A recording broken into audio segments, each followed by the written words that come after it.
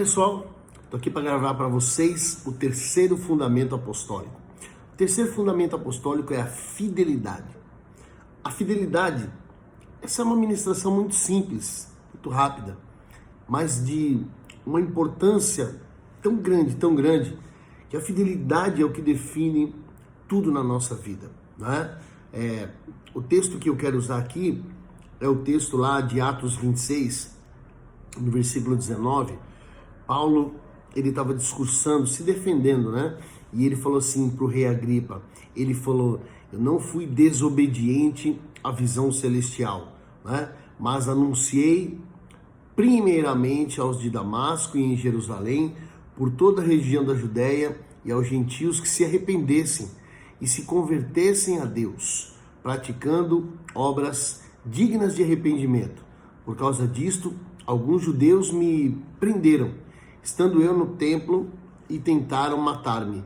Mas, alcançando o socorro de Deus, permaneço até o dia de hoje dando testemunho, tanto a pequenos como a grandes, nada dizendo senão os que os profetas Moisés disseram que haveria de acontecer. Isto é, que o Cristo deveria padecer e, sendo o primeiro da ressurreição dos mortos, anunciaria a luz para o povo e aos gentios. Né? Ali Paulo, ele demonstra a sua maior fidelidade. Aqui a gente pode falar de visão, a gente pode falar de obediência, mas eu quero me pegar no ponto da fidelidade, né? A fidelidade de Paulo era algo assim que nós precisamos meditar, porque Paulo, diante daquela situação, ele poderia ter recuado. Ali ele tinha, né, justificativas para recuar, porque se ele mantivesse ali, se mantivesse fiel a Cristo ali, certamente ele padeceria, né? É que nos dias de hoje a gente não está muito ligado a esse lance de fidelidade ao ponto de morrer, né?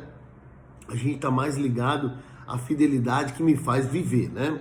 E não muito a fidelidade que me faz morrer. Mas a verdade é que Paulo, ele, independente das circunstâncias, dos problemas e de toda perseguição, o que ele faz?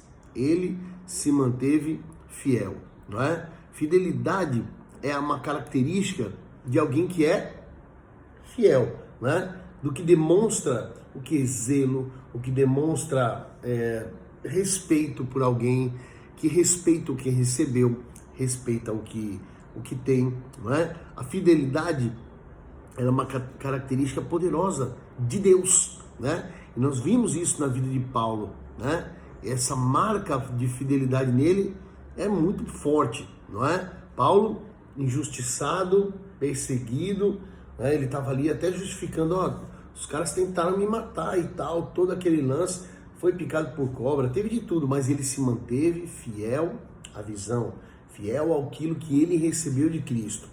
Assim como outros homens na Bíblia, né? Daniel, por exemplo, ele chegou na Babilônia e ele entendeu: eu não vou me corromper, né?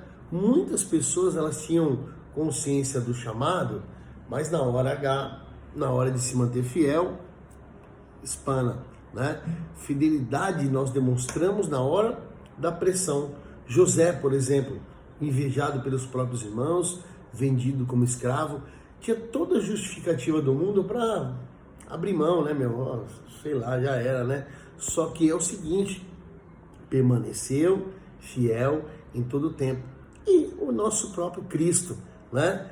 E a palavra de Deus fala em Filipenses 2,5: tende em vós o mesmo sentimento que houve em Cristo. Que sentimento é esse? Um dos mais contundentes e fortes é a fidelidade, né? Fiel àquilo que ele tinha que fazer, fiel àquilo que ele era, né? Quando a Bíblia ela faz uma relação interessante, né, entre Cristo e a igreja, o que ela fala? Ela fala de casamento, que nós somos a noiva, né? Ele fala de uma relação, ele fala como se fosse um matrimônio. Por quê? Porque essa relação é uma relação de fidelidade, né? Nós não podemos abrir mão, né, daquilo que nós somos. Nós somos o templo do Espírito Santo. Nós somos servos de Deus, né? E nós somos exatamente o lugar onde o Espírito Santo habita, não é? Povo de propriedade exclusiva de Deus, não é? Então, a fidelidade é uma marca espiritual.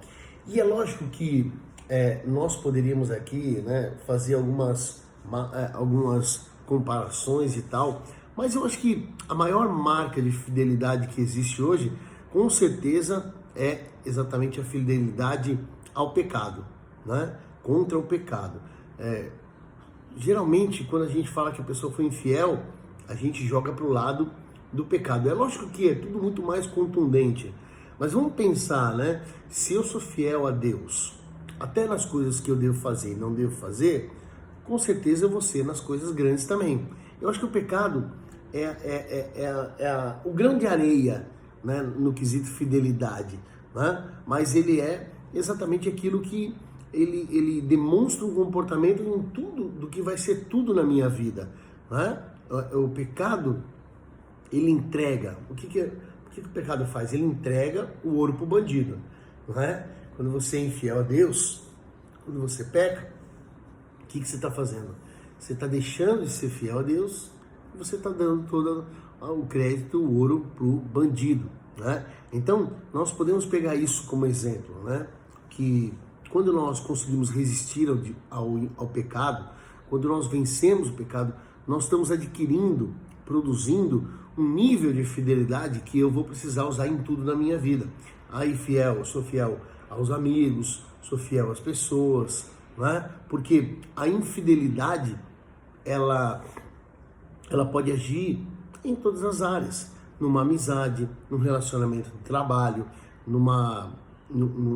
em várias questões, né? De relacionamento e até o próprio relacionamento com Deus. Então, se uma pessoa ela não é fiel a um amigo, ela também não é fiel ao outro. Se ela não é fiel a Deus, né? Aí a gente pode entrar de novo aí na vibe do pecado, né? Se a pessoa não é fiel a Deus, ela vai ser fiel a você, que é amigo? Ela vai. Ela não é fiel a Deus. Por que o pecado é tão importante nós sermos fiéis a Deus e não praticar? Porque se eu sou fiel a Deus, também vou ser fiel às pessoas, né? Eu quero namorar com aquele carinha ou com aquela menina e tal. Ele não serve a Deus, não consegue ser fiel a Deus, vai ser fiel a você? Não consegue se submeter a Deus, vai se submeter a uma aliança? Não vai. E é isso que nós precisamos entender do que é fidelidade. Porque uma característica do fiel, o fiel ele tem consciência, né, de quem ele está satisfazendo. O fiel ele tem consciência do que ele está fazendo, né? Então não se perca na infidelidade com Deus, porque se você praticar a fidelidade com Deus, você vai praticar fidelidade em todas as coisas. Um bom servo de Deus, ele é um bom funcionário, ele é um bom amigo, ele é um bom marido. Um péssimo, meia-boca servo de Deus, ele também é um meia-boca amigo, meia-boca funcionário, em todas as áreas, né? O que o mundo precisa é do servo de Deus que você é da unção de Deus que está na tua vida. Quando você se torna, então, servo, quando você se torna fiel a Deus, então tudo que está em você vai ser refletido por essa fidelidade. Pense nisso, né? E pratique a fidelidade ao Senhor. Pratique a tua fidelidade às coisas de Deus. E aí, então você vai ser reconhecido como fiel em tudo aquilo que você faz. Deus abençoe. Esse foi o nosso terceiro fundamento apostólico, fidelidade.